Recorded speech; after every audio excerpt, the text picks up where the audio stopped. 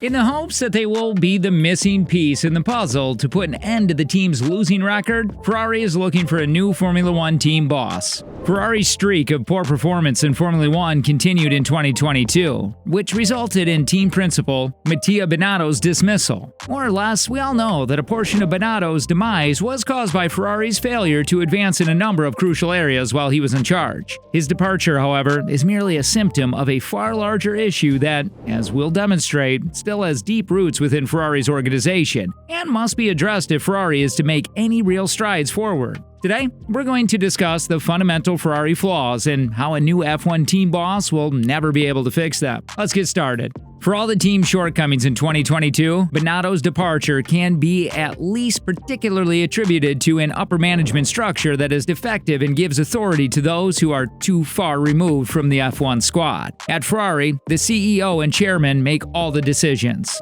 Nobody in the F1 organization has the true strength to combat that. Consequently, empowerment plays a significant role in the problem. The team manager isn't actually in charge. In the end, they're just another worker for the whole corporation, due to the fact that whoever appears to be the CEO or chairman tends to make changes in the boardroom. They are forced to work under much more pressure than the job already requires. Let's use the case of Binotto as an illustration. Sergio Marchionne, who served as the team's chairman and CEO until his passing in 2018, first recognized him as the team's future leader. Since then, Ferrari's leadership has radically changed. Prior to the changeover, Marchionne passed away. John Elkington took over as chairman and Louis Camilleri as CEO. Binotto frequently expressed his admiration for Camilleri, who had a better relationship with the team boss than Elkington and appeared to understand the kind of change needed in the F1 team. After the combat in COVID at the end of 2020, when Camilleri left, Binotto's position immediately appeared weaker. Following the appointment of Benedetto Vigna as Ferrari's new CEO last summer, a new team principal will be hired within the next 18 months by the new axis of power at the company's very top.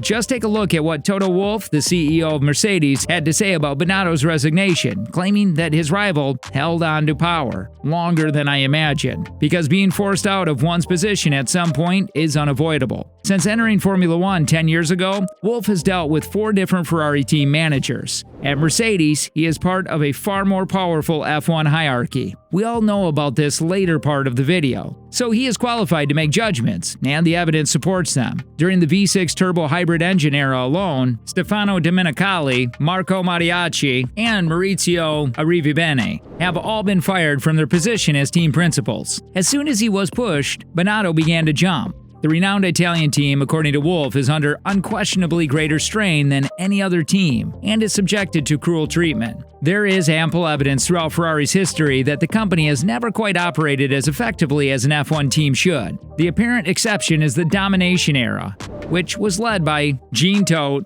Ross Brawn, and Michael Schumacher, and was essentially the only moment in the team's history where it was really sheltered from any broader politics inside Ferrari. However, with the fundamentally faulty structure, Ferrari appears more out of touch with the demands of F1 than ever. It's difficult to fathom how a contemporary elite sporting organization might thrive in a situation where the team's leader is changed every few years, since Ferrari's F1 team leaders are exposed to a more volatile higher power. Ferrari runs the risk of seeing a Groundhog Day reoccurrence by altering the team manager. And on that same point, it's worth listening to what Mark Hughes, another one of F1 journalists, stated on a previous F1 podcast episode. Whoever goes there will, making changes ultimately not be enough to make them a title-winning team. There'll be an increasing pressure. They'll be fired and then somebody else will.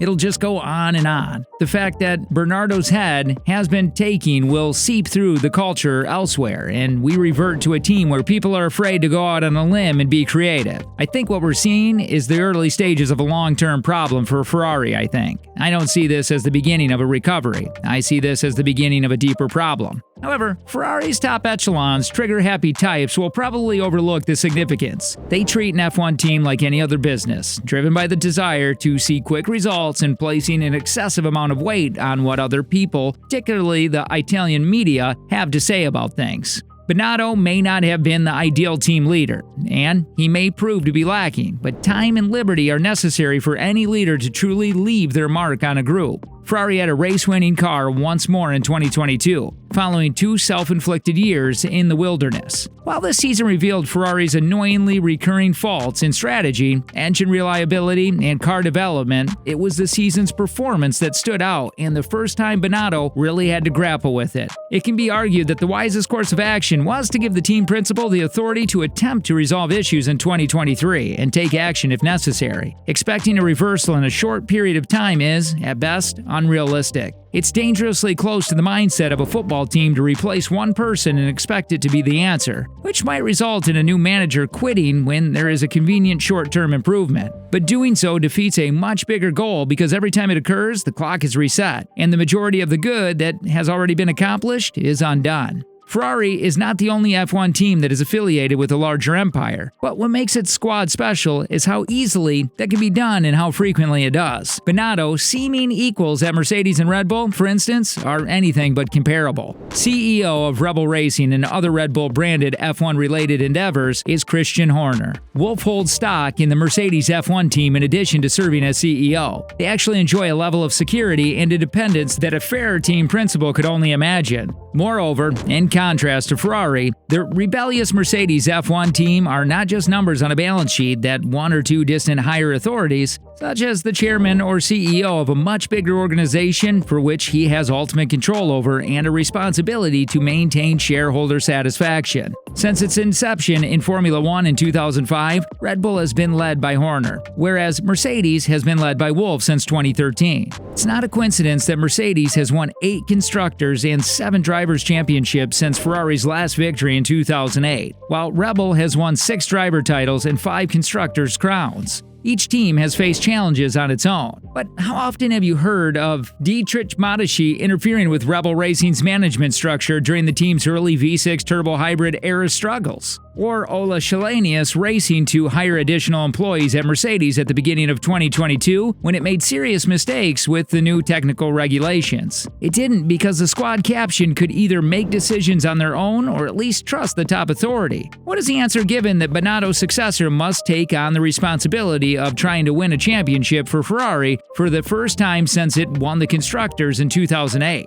The answer can be found in both the strategies used by Ferrari's competitors and its most recent real period of success under the Todd Braun-Schumacher juggernaut. The trio, after several years of rebuilding after Todd's initial appointment in 1993, was able to break a 21-year drought for a driver's title in 2000. Todd and Braun back then had the patience and the creative control that Ferrari's current team managers solely lack today. History shows that in order to bring all the separate parts of Ferrari together, someone from outside the company should be hired and given autonomy and a budget to manage. It's difficult to say whether this can be codified in the official structure, but a CEO-level individual supervising the company's competitive side would make sense. Think of this as a racing division CEO reporting to a team principal. Whatever the precise configuration, there would need to be some sort of barrier between the F1 team and the ruling class to shield everyone at Maranello from any board-level idiocy, like what Todd accomplished while working for Luca di Montezemolo. Only then will the F1 team be able to stop depending on individuals who, in the end, do not understand what the F1 team requires. What are your opinions on this? Let us know in the comment section below. And if you enjoyed this video, make sure to like, share, and subscribe to our channel, and hit the notification bell icon for more updates.